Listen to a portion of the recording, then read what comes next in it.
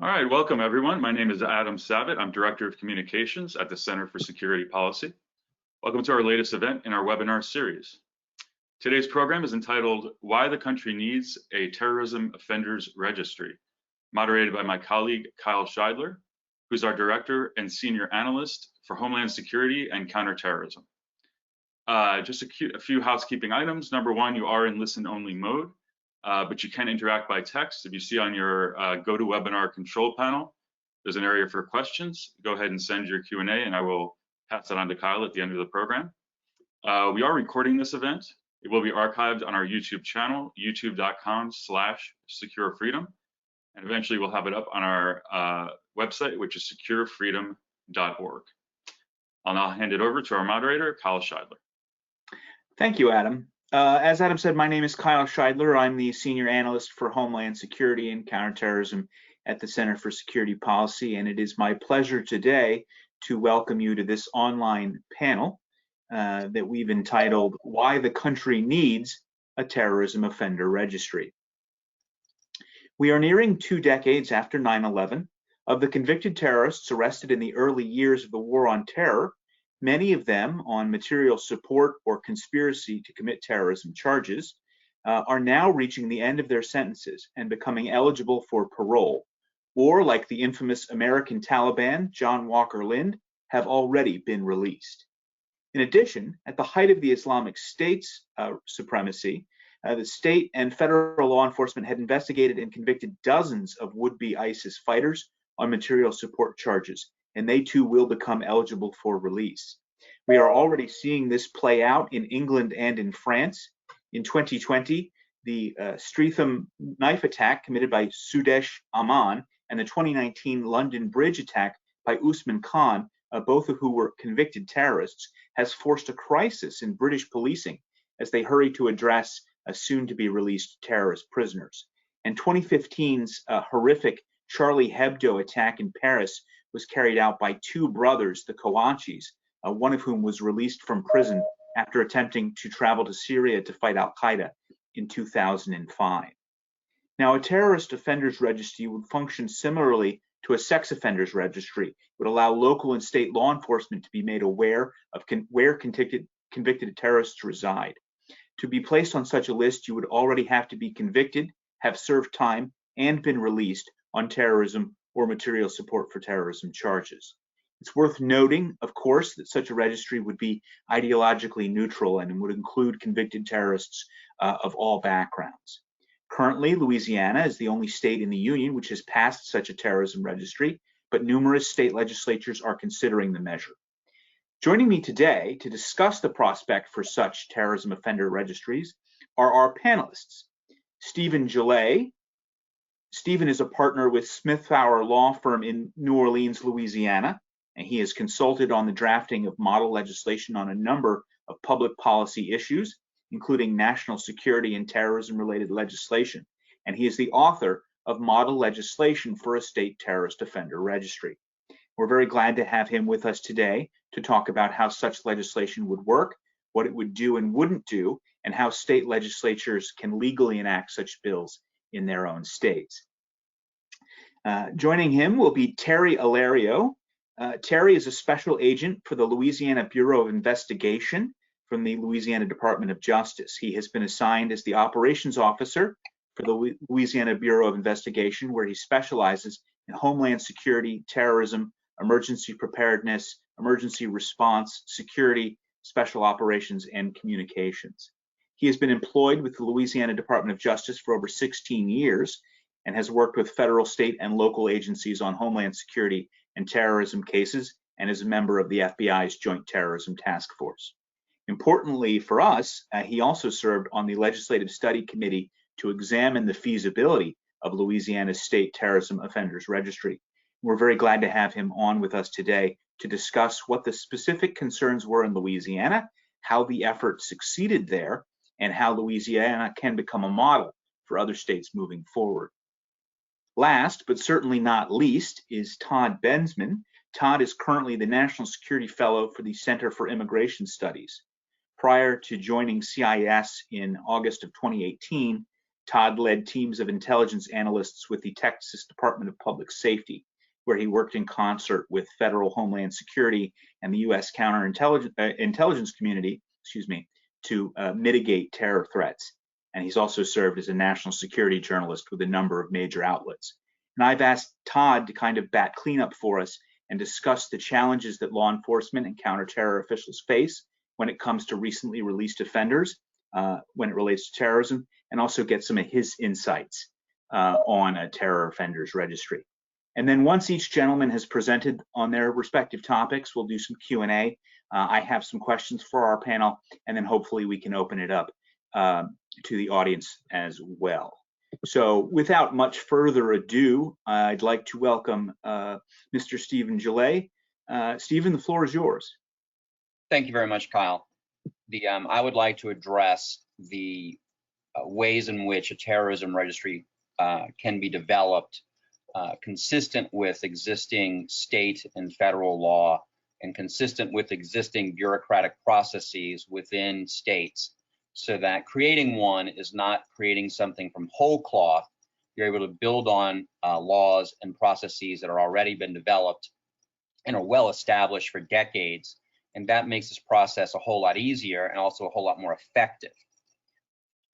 As Kyle explained, one of the purposes of a terrorist offender registry would be to help protect the public, and particularly to help protect law enforcement, that when they come in contact with someone that has been convicted of a terrorism offense and has since been released or no longer incarcerated, they will know that and will be able to act appropriately in response.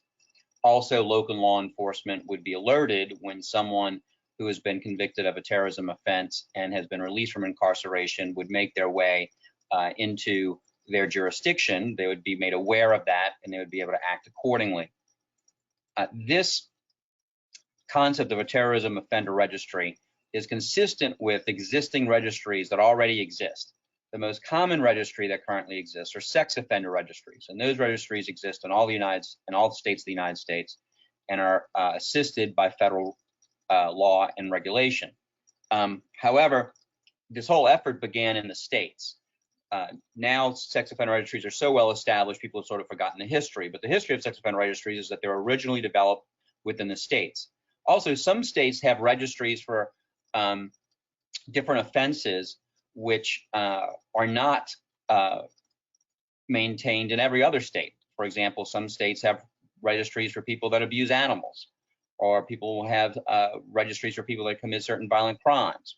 So the different states within the United States have had much experience in establishing and maintaining these registries over decades, and they continue to do so. And we certainly believe that including a terrorism registry is appropriate because of the particular threat that terrorist offenders commit.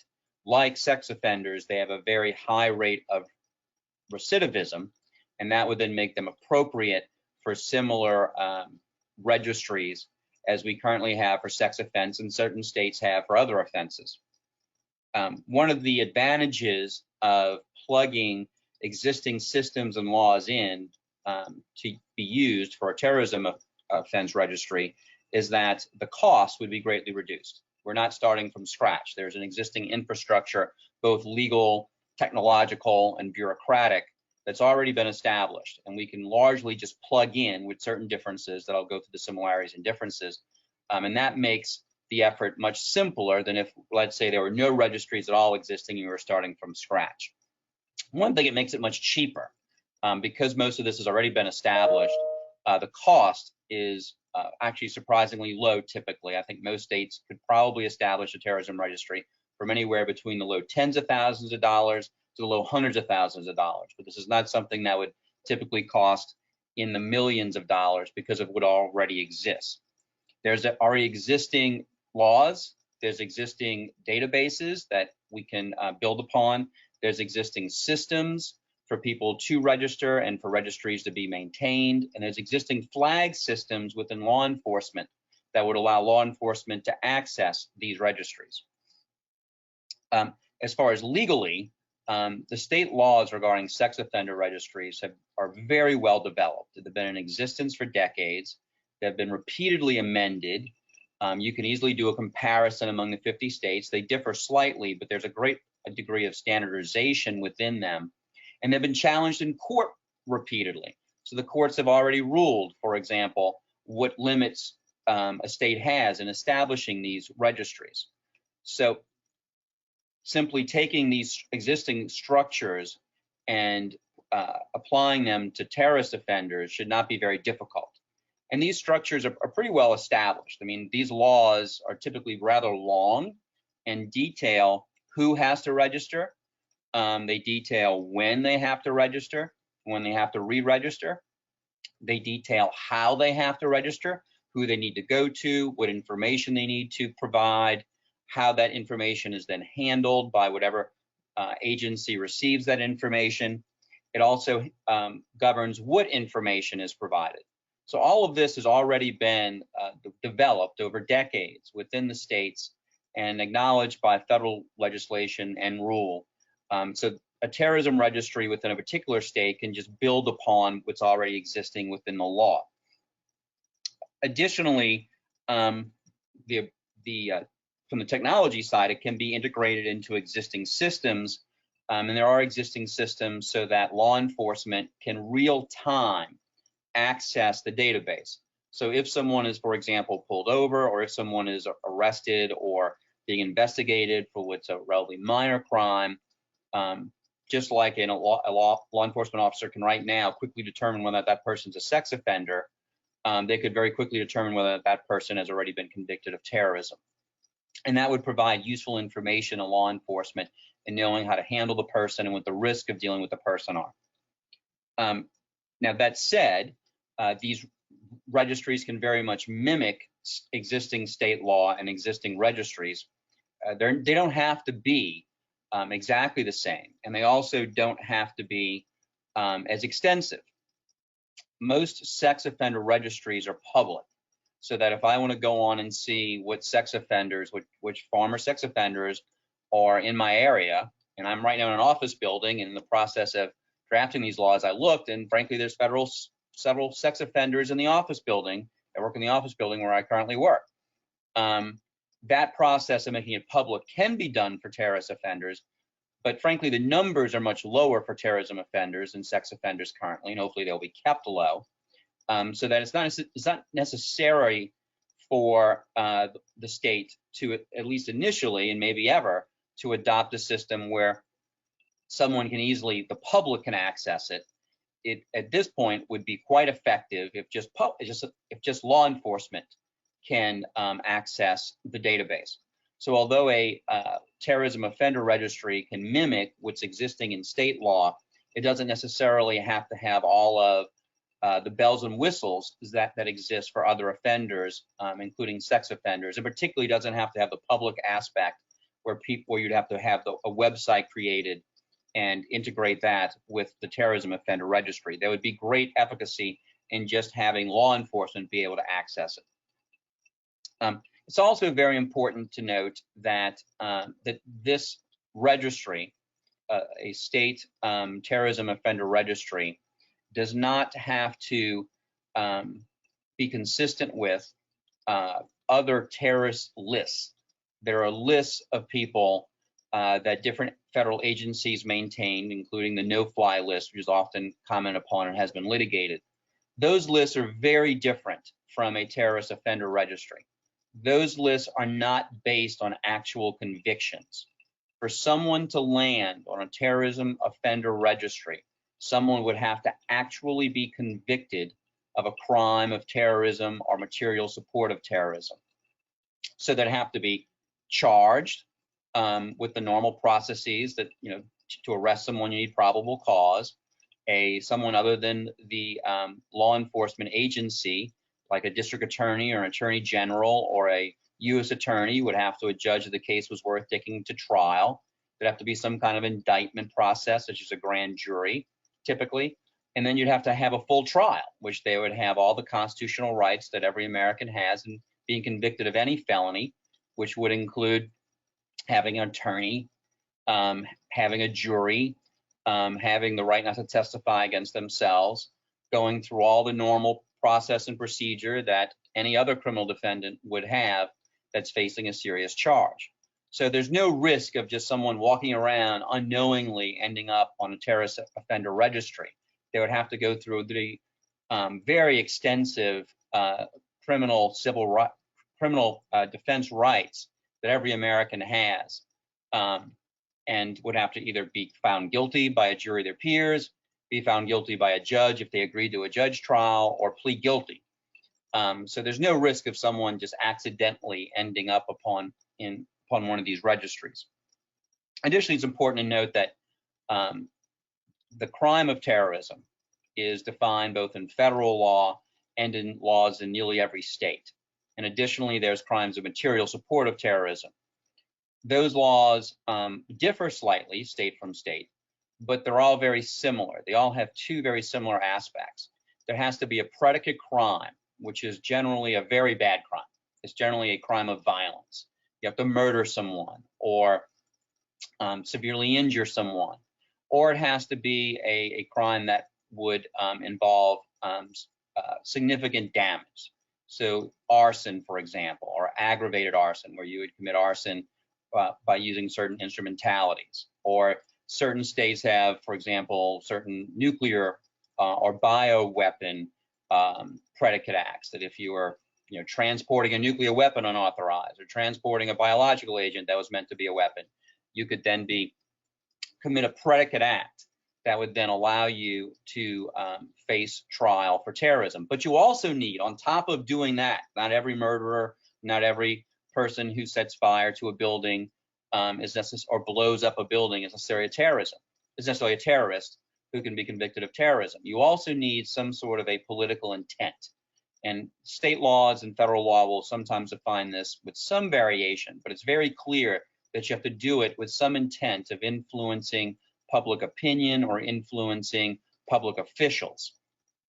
So this is, these crimes are very limited to the number of people who would be subject to them. But they're not limited, for example, to just international terrorism. These crimes would also include domestic terrorism. So for example, if I was blowing up a building to support some international cause, be it international jihad, be it a separatist, be it an Irish or Puerto Rican liberation or one of the other historical terrorist groups, that would normally qualify under both state and certainly federal terrorism law. But if I was also a domestic terrorist, if I was burning down a black church to make a political point and to influence policymakers and to scare African Americans from going to church, in most states that would be terrorism as well. And I could be placed on a terrorism, I could be convicted of terrorism. And then if I was released from incarceration, I would then find myself on a terrorism register.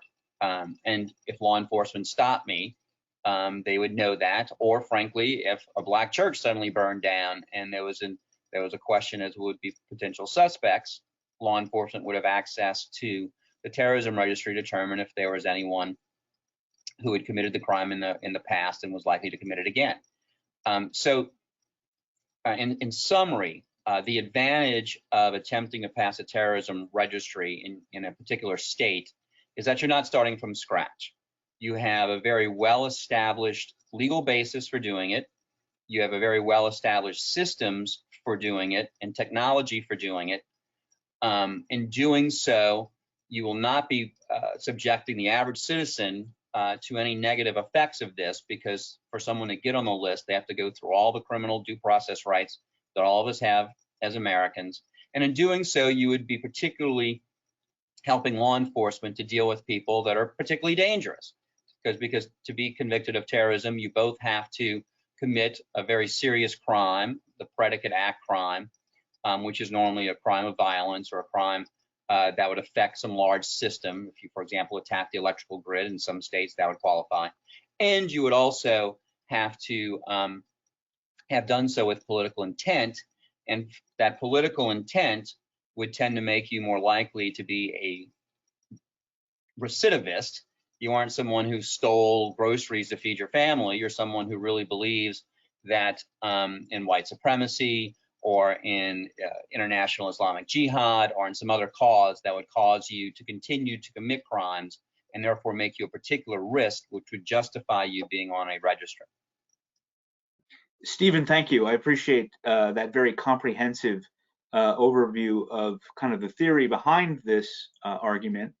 And I'll turn now to Terry.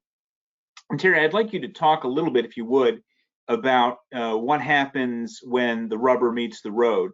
So the Louisiana legislature considered and did successfully pass the Terrorism Registry. Talk to us about how that happened in your state and what some of the challenges were and how they were overcome.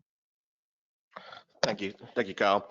So in 2018, there was a bill brought to create a registry, and it was a pretty voluminous, well written. It was basically mimicking or copying the sex offender laws that we have in Louisiana, which they're about this thick. So there was some resistance from state police because of the cost and those things. So it ended up turning into a House concurrent resolution to put together a study committee that would look at, okay, the legislature told us we do need this. Tell us how we can go about developing one, what the costs are going to be, how it's going to function, those things. So the Attorney General or his designee was assigned to this committee, which is what, I end up ultimately being put on the committee.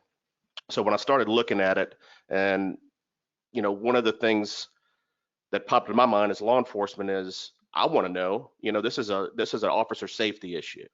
So how can that's the biggest issue for me, just personally, and for the agents that I work with, and especially the types of people that we deal with statewide.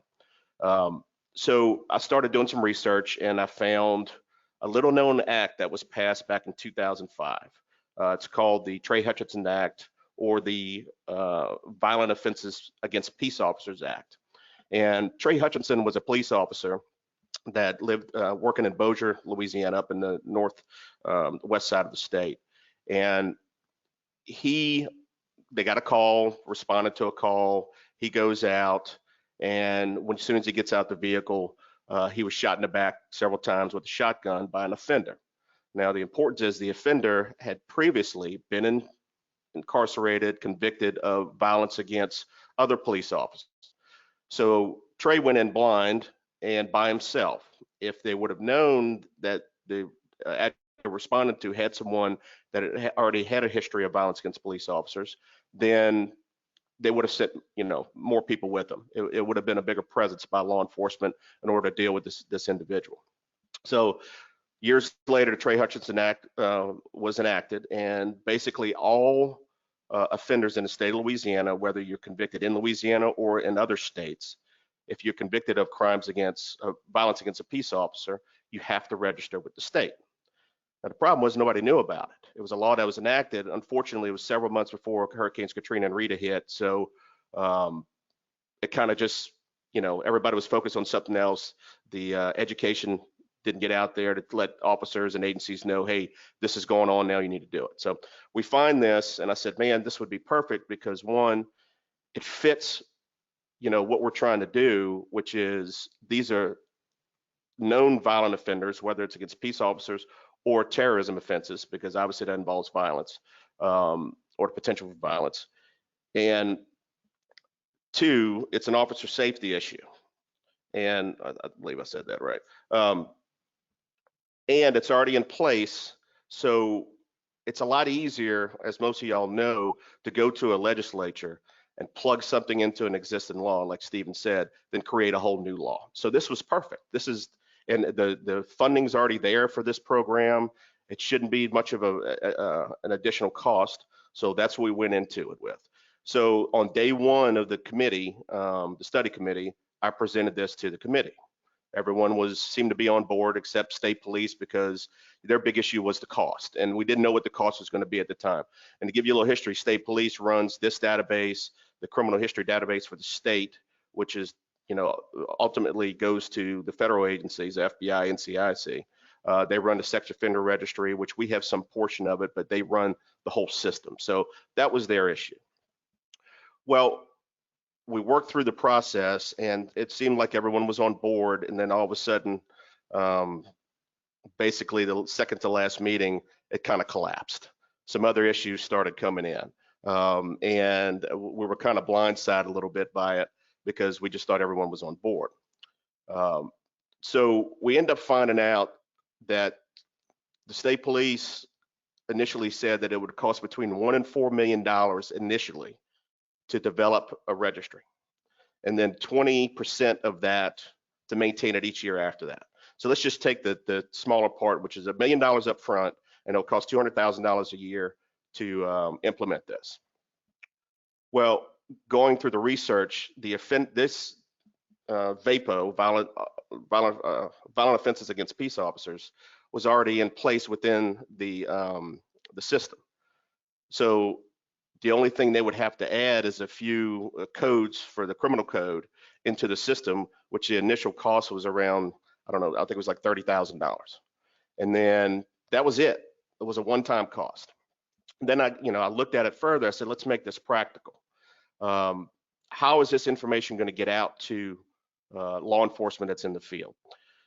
Well, their argument was that, well, they have NCIC, they have it at their fingertips, they can run their rap sheet anytime they want. Okay, when I'm a police officer and I pull someone over on the interstate, go and I get their driver's license, I tell them why I pulled them over, let's say for speeding. I go back, sit in my car, I run their information. Okay, I don't have time with officer awareness to keep my eye on the person I just pulled over, eye on traffic behind me so I don't get hit from behind, to go through possibly 25 pages on my computer of criminal history.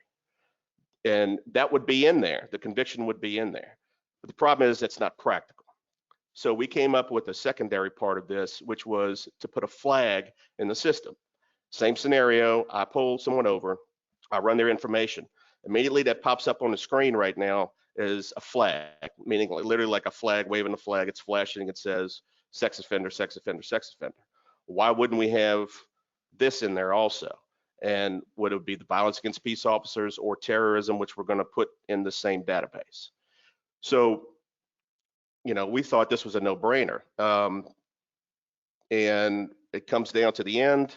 The committee voted. Their concerns were, the first finding they had was they said it's a significant threat to public safety that we don't have this information. But then it was contradiction saying, well, the fusion centers can handle it. And if you're not familiar with fusion centers, every state has one. And federal, local, state, all agencies share information. And their point was, well, if the feds tell the fusion center that someone just got out of jail and they're moving to Baton Rouge, Louisiana, and it was a terrorism offense, then they'll pass that information on. The practicality of it is, when a fusion center sends out alerts, that goes to the intelligence community. Okay, not every officer, the good majority of them aren't in the intelligence community, so then that has to be forwarded out, and that's a one-time piece of paper that's forwarded out. You get so many of them, some people don't read through all of it. I mean, it's a lot, so it would get lost in the weeds, so to speak. So that's why we said, no, let's put the flag in there. The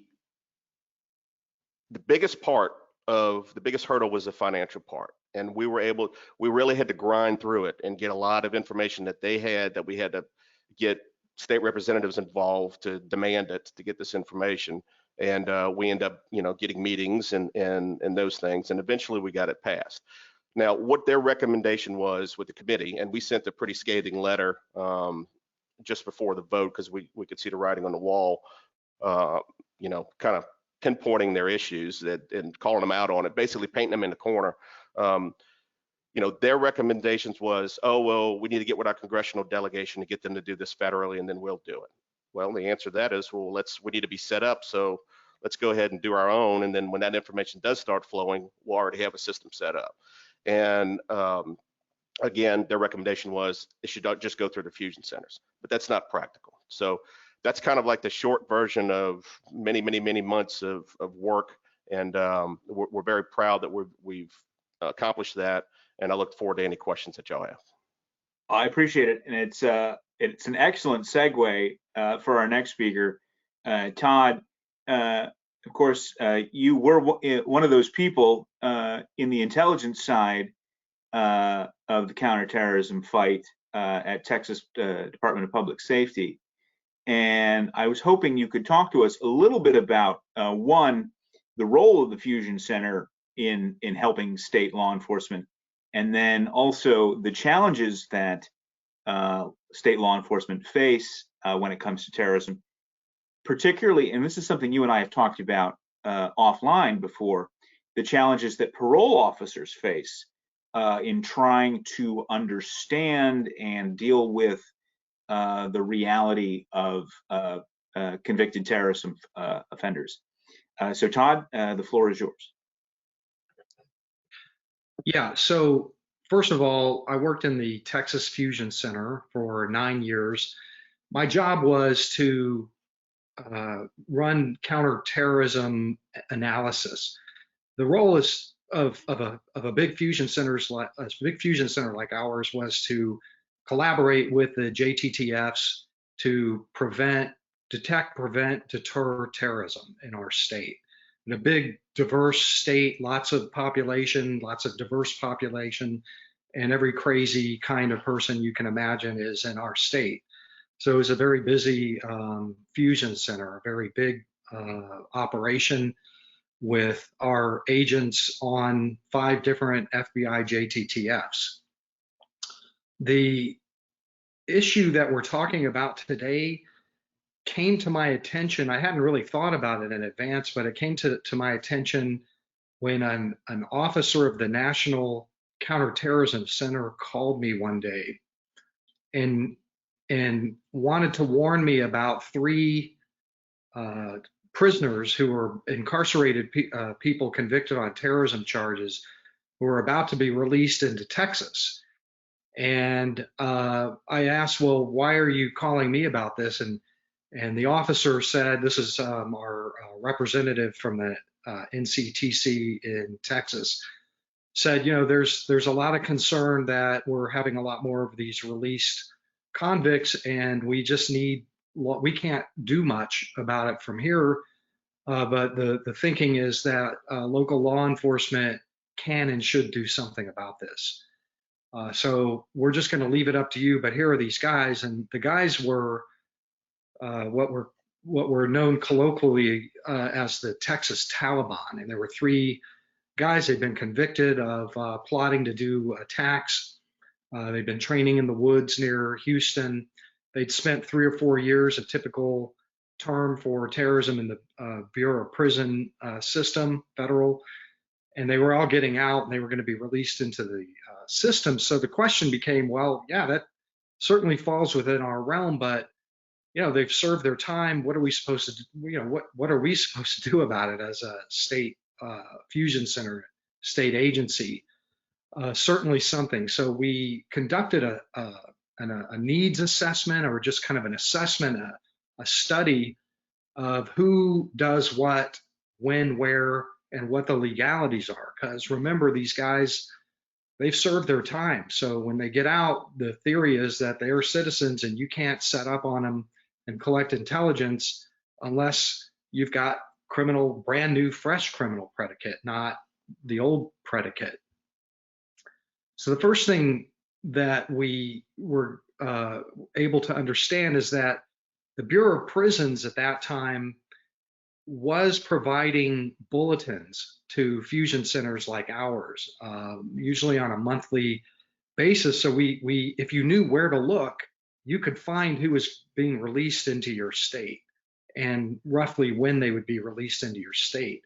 But that's just the very first part of this. You have to then know, well, what are we going to do about it? What can we do about it? And it turns out that there was quite a lot we could do, because they're not just, when they get out, they're typically getting out with a term of supervised release, which might be anywhere from 3, 4, 5 years of supervised release. They're not finished with their sentence, which means that we've still got hooks in them. We can collect on them. There are things that we can do. But are we going to send Texas troopers out to do a drive? What do you do at that point? And also the question became, how big of a threat is this? Like, they're getting out, but are they attacking? I mean, we knew that Guantanamo Bay prisoners who were getting out, about one out of three of them would recommit.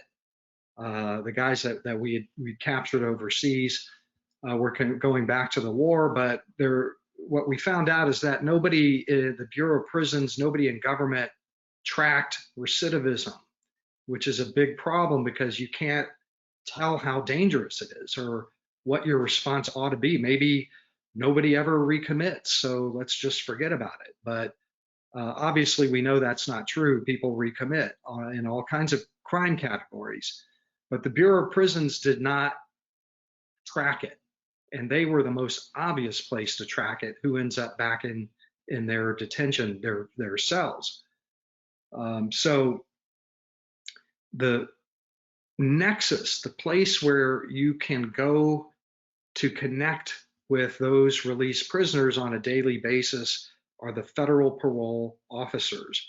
Those are the guys that are still in charge of knowing what these guys are doing, what their social media is, what who they're seeing, what the rules are. They can't have a firearm, they can't see certain people, and they do home visits. So I started a pilot program to see what we could do with these three Texas Taliban guys. And I reached out to all three of their probation officers, and they were just thrilled to hear from us. For one thing, they have absolutely no analytical support. They're overloaded. All three of the parole officers that I first reached out to had no idea that they even had a terrorist in their, I mean, they're granted, they get the parole, the packets. So they should be able to, but none of the three that I talked to knew that the three guys were terrorists, former convicted terrorists. So the first thing that I did was I provided them with a massive amount of material that they could read, and I put it high on their radar and on their front burner. And they were very cooperative. They were happy to take questions into the home visits and ask our questions to the suspect so that we can kind of determine whether or not we have indicators of recidivism. What you're looking for are they, given the context of their particular cases, are they straying into the wrong space, into the wrong things? Can we potentially get them sent back with something that we were interested in? We'd like to see them go back if necessary and finish their term, especially if they're showing indications of recidivism or breaking their rules.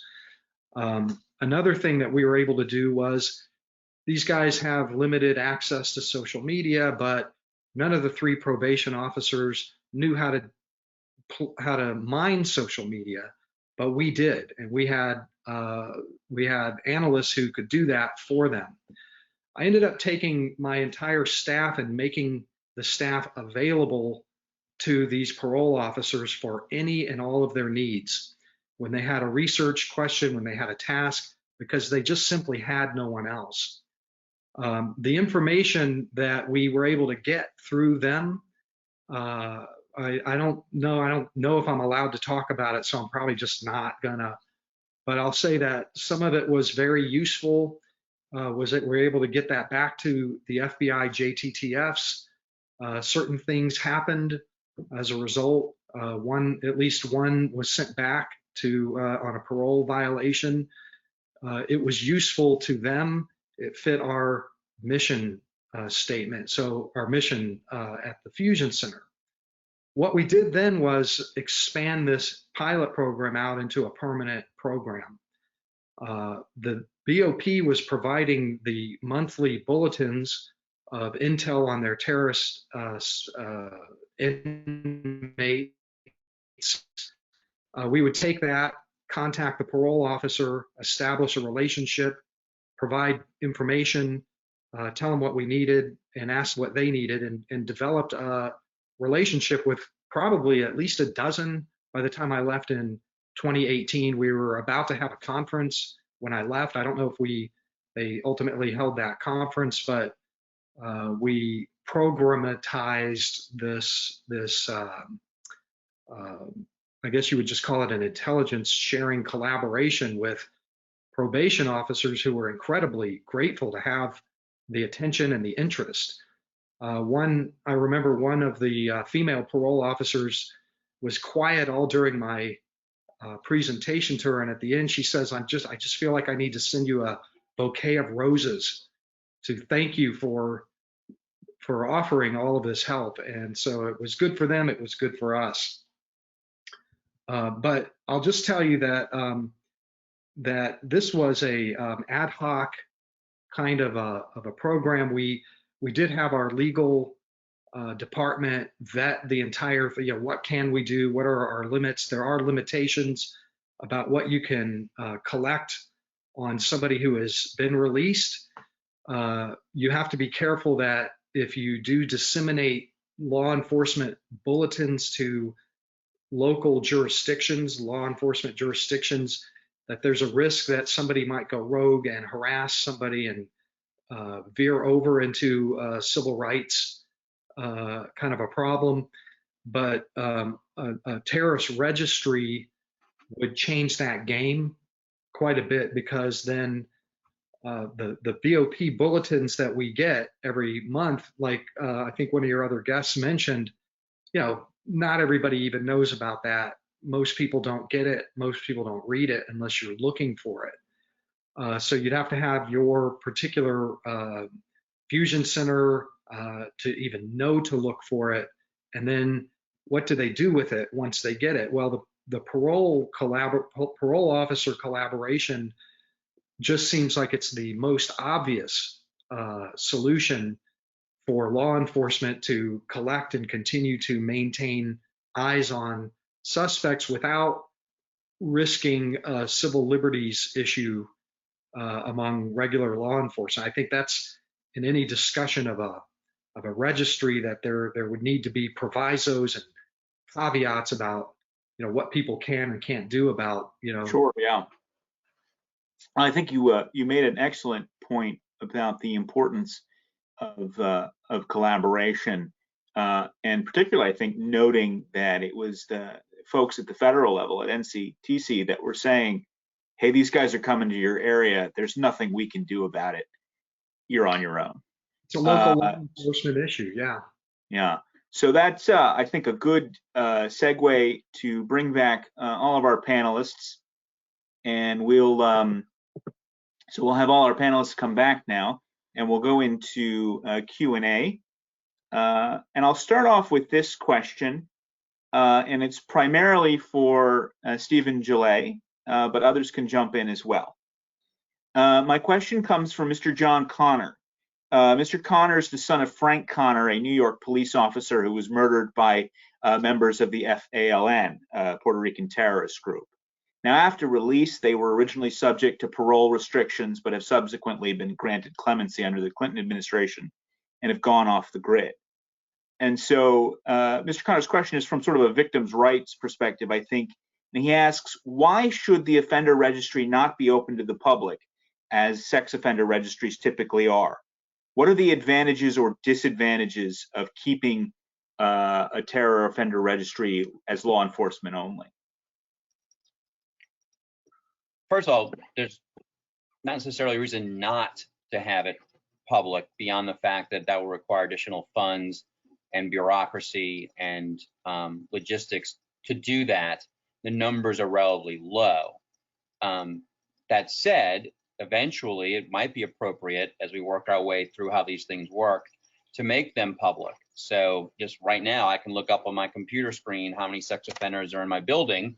I can also find out on my computer screen if there's any terrorist offenders in my building. So we're not necessarily advocating it for it not to be public, but just that you can implement a terrorist offender registry in phases, and that if there's resistance, which there typically always is, as Mr. Lario explained very well, you're going to hit, if you're trying to do anything like this, you're going to hit bureaucratic and fiscal resistance. People will say, yeah, that's a great idea, whatever, but it'll take too much trouble or too much money. And frankly, the big opposition we got in Louisiana was from the state police, the people you would think would be most interested in passing it because they're responsible for implementing it. We're not interested in it unless it came with a big check. So the point being that you could do it with public. There's been some commentary that or concern that if you did make it public, there might be people that would do reprisals. Someone who's angry at white supremacists, or someone who's angry at Puerto Rican nationalists who would want to, hunt them down. That doesn't seem to happen with sex offenders. So I'm not sure how significant that concern is. I'm not going to say that concern's completely irrational. It is possible that could happen, and it's something that would have to be factored in how you handled it. But the point I was trying to make is that in the process of implementing a terrorism registry, you don't have to go full everything that's in a sex offender registry. You could do it partially, see if that's getting you what you need.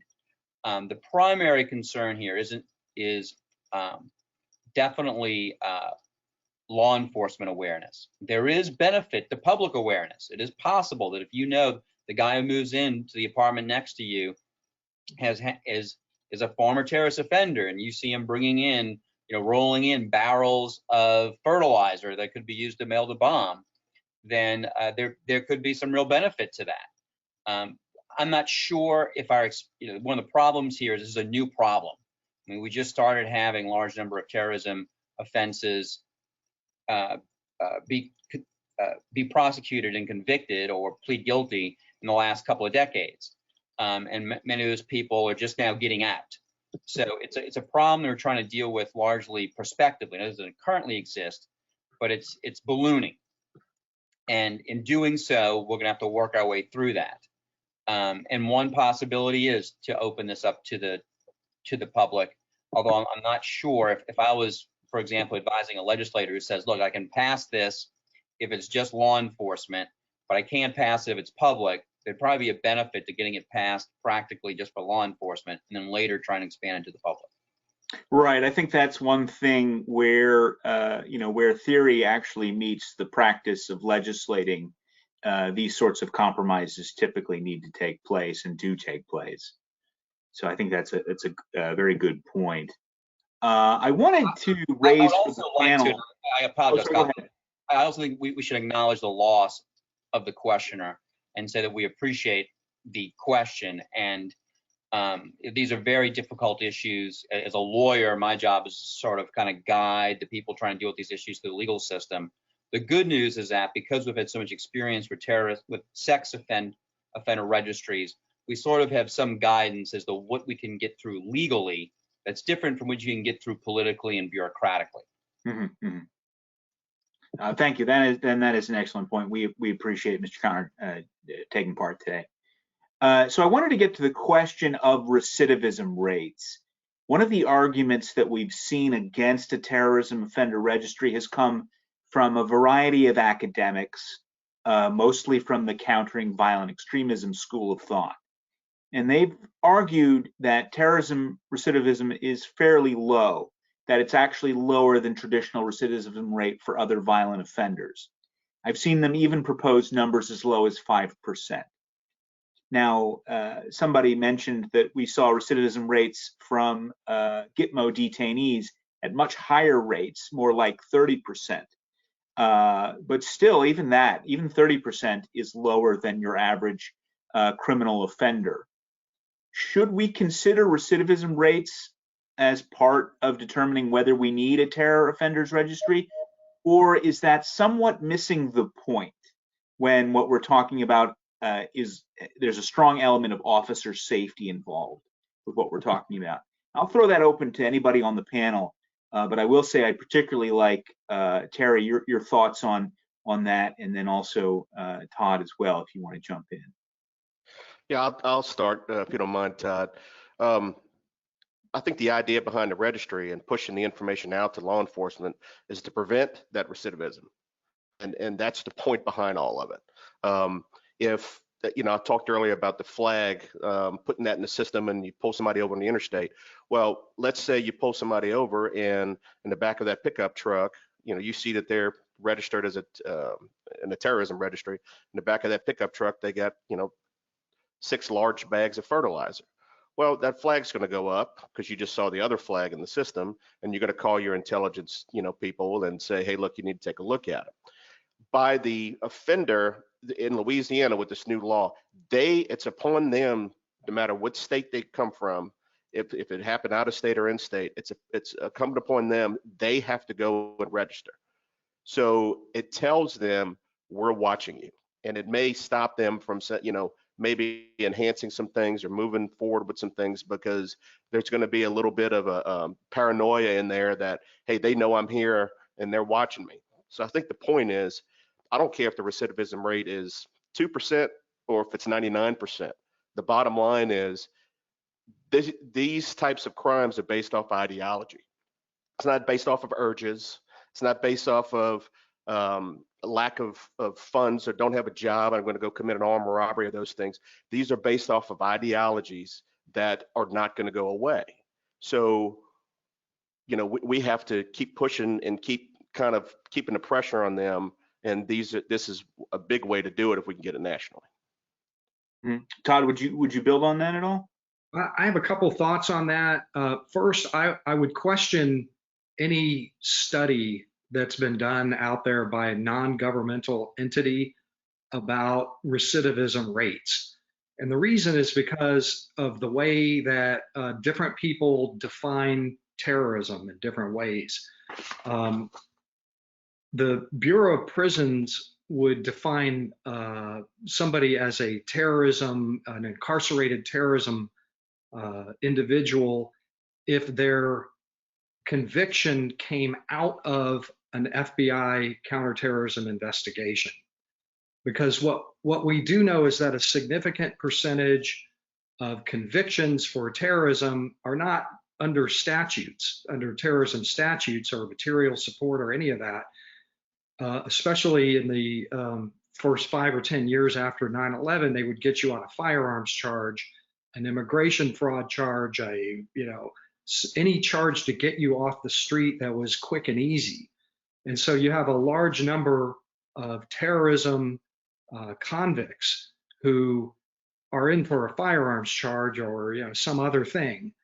And so the studies that I've seen out there often just, the pool of data that they use is just for terrorism statute convictions, which just gets at a small percentage.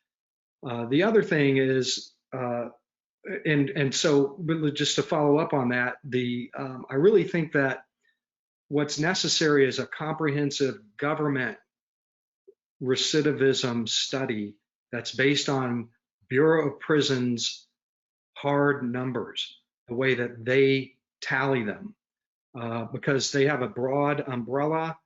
Any case that came out of a terrorism investigation, that to me, it's better to have a worst case scenario than a minimalist kind of scenario, and some of those are politically motivated. The other thing I would point out is that terrorism is a unique kind of crime in this sense, that small numbers, small risks, small threats tend to portend gigantic out of size consequences. So if you have, say, 19 hijackers who did what they did, we've been at war for 2 decades in all kinds of different countries because of something that 19 people did. If you look at Europe today, you have a string of terror attacks that have had incredibly significant long-term societal impacts and consequences.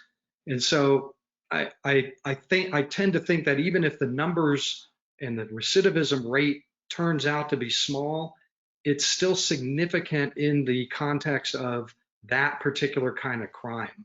So I don't even think it matters, but I do think that we need to know what the rate of recidivism is in the United States first off, so that we could know how to even think about it.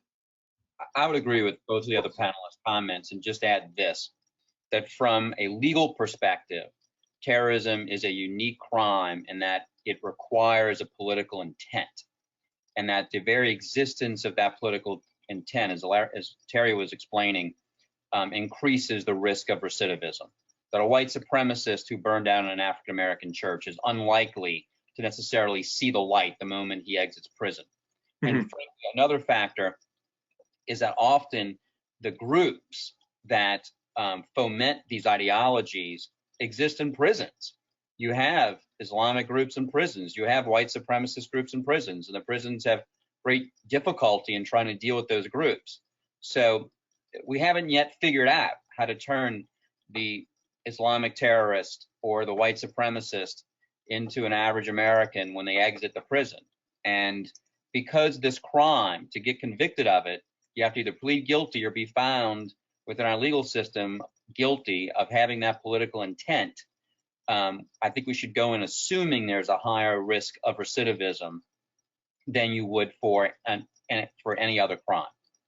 Yeah, I mean, just from a logical perspective, it's difficult to comprehend the argument that you're going to send a convicted terrorist into an environment where you already have a number of studies showing that radicalization into terrorist ideologies goes on, and yet somehow they're going to come out of that environment less radicalized than when they went in. And that it just seems to defy common sense to a certain extent. So I did want to get into the question of federal versus state. So as the sex offender registry began at the state level, so we're seeing the movement for terror offender registries beginning at the state level as well. But presumably at some point, there will be some sort of federal assistance required. Most of our terrorism offenders are in prison on federal charges. I would assume that remains true, although state charges for terrorism are certainly increasing and being seen to be a very practical solution. But at what point do we need to move to seeking some national assistance for registries? And two, what is the best way forward to do that? I can address that politically. Congress moves much slower than state legislatures. I mean, what Terry was able to accomplish in Louisiana in the course of basically 2 years could easily take 5 years in Congress. So I think it's a practical political matter.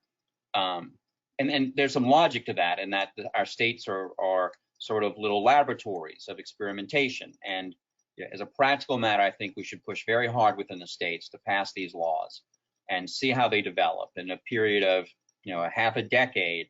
If we can get several of them passed to a decade, I think we can then begin really push Congress hard and say, look, it's time for federal support. Now, some federal support can come, such as intelligence sharing already, but as far as additional federal support, that may take some time. Obviously, because Congress moves slower, we should start that process earlier. But my gut would be, from just political experience, aggressively moving within the states, trying to get a critical mass of state laws passed, have those systems set up, see how they integrate with existing systems bureaucratically and technically, and then really push Congress hard to say, Congress, you need to help this out. This is an already existing movement, and you're remiss if you don't. Very good. So I have a question for Terry, and he asks, would there be some validity to including a terrorism flag or alert in the same system as the P&P, the parole and probation hit that officers see? Would there be some validity to that approach? Yeah, so and that's what it is. So the flag in the system is, so the way the NCIC is set up, and here in Louisiana, probation and parole, their information is incorporated in the state system. And the way the national system is set up, one agency generally from each state is in control of all the information for that state. And they receive it from all the local agencies, they push it up, and then the information coming from the other states and the federal agencies comes down. So by putting it in the system, like I'm talking about, when you run anything, you run a criminal history on somebody, that probation and parole on the state side is going to pop up through NCIC. The federal stuff should pop up, and it's all incorporated in the same system. So a flag, it's already in there for us, the way we did it. So. Mm-hmm. And yes, I mean, the more the merrier that knows about it. That's the point behind it with the officer safety, you know, and in the awareness of what's going on in your community as law enforcement. Every agency that has any contact with these individuals or potential contact with these individuals should know that. So. Okay, gentlemen, well, we've reached 2 o'clock, which was the end of our scheduled broadcast. We appreciate you joining us today. I hope our audience found it informative. As Adam told you when we began, the stream will also be available on YouTube at the Secure Freedoms YouTube channel, and will also be available on our website in case you missed any part of the portion of the program. So Todd, Terry, Stephen, we thank you very much for your attendance and for your wisdom on this topic, and I hope to speak to you all again shortly. Thank you very much. Thank you. Thank you. Thank you.